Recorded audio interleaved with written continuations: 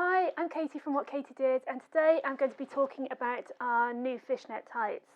And I'm going to divide this video into three parts, and the first part is going to be just about the product. The second part will be about dance fishnet tights, which I did a video about 2 years ago about how great they were, or are. And the third part will be about why we stopped making our fishnet tights in the UK. So first up, these are our new fishnet tights. They're made in Italy.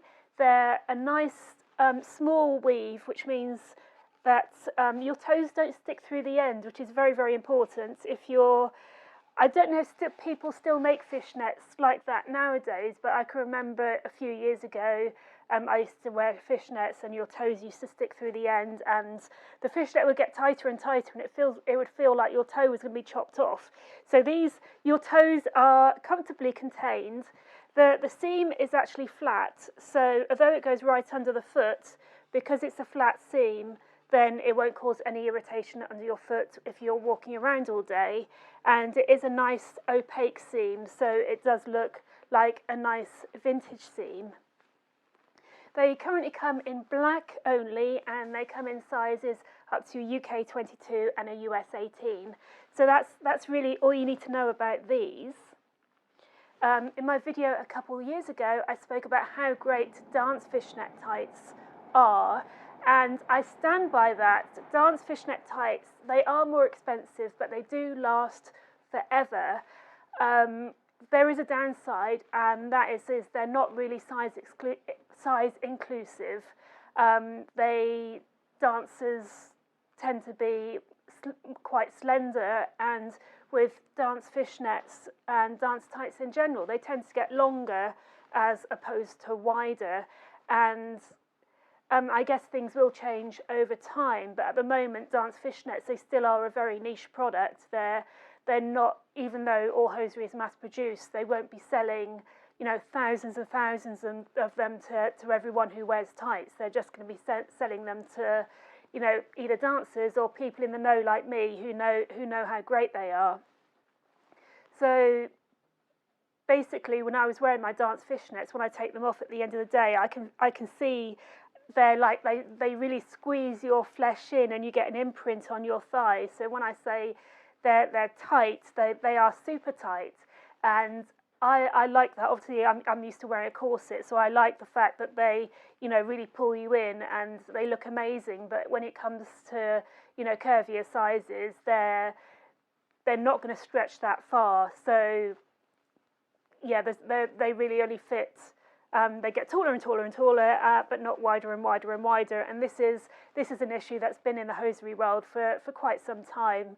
I have spoken about our glamorous seams, about how it took a long, long time for us to, get our factory to actually make them wider as opposed to just longer, because longer doesn't really help anyone very much at all. So moving on to the third part is why we actually stopped making our fishnets in the UK. And the short story of this is the guy who used to make our fishnets, he retired, and he was the last person making fishnets in the UK, and when he went, that was it.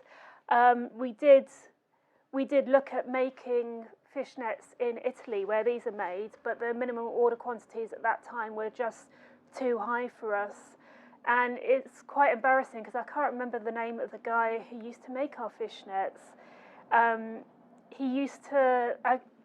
can remember he sent over a photograph once of the machine he was making the fishnets in, because he knows we like to see old machines and see how things were made.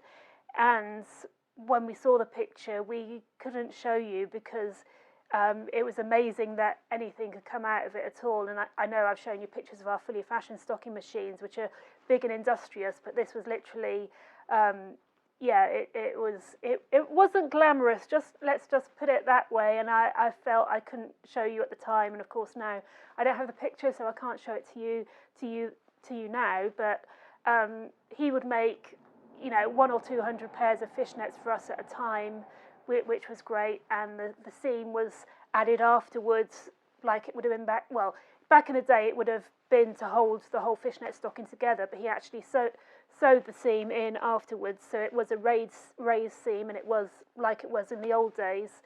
And they were great, but he retired, and that was that. And it's quite not a sad story, but it shows how the industry has changed, because I just saw him as this guy who used to make fishnet tights, and he also used to make use the machine to make bags for oranges for supermarkets and things like that. So I just saw him as this guy who made fishnets, and that was that. But talking to other people in the industry who live in that area, they said that they actually went to an old folks home and spoke to them about hosiery, because they were in the hosiery industry. And what we don't realise these days is, you know, if a small town or village had a big factory in that town or village, that it was the whole community. And, you know, a lot of people used to work in the hosiery industry in that town. That would be the main source of income.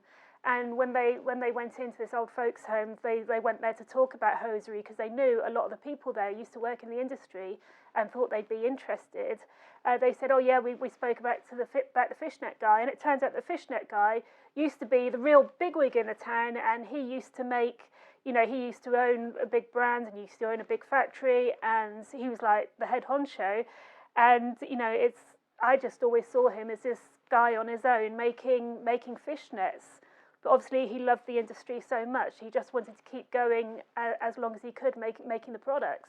That's what's kind of happening to manufacturing in the UK. It's, you know, when the older people retire, the skills are lost. And, you know, if this has happened now, then, and we'd known about it, then we might have had the option to buy the machinery or learn how to use it, because it was like a little machine. And, you know, my husband's very handy with mechanics and everything, so you never know, we could have kept it going.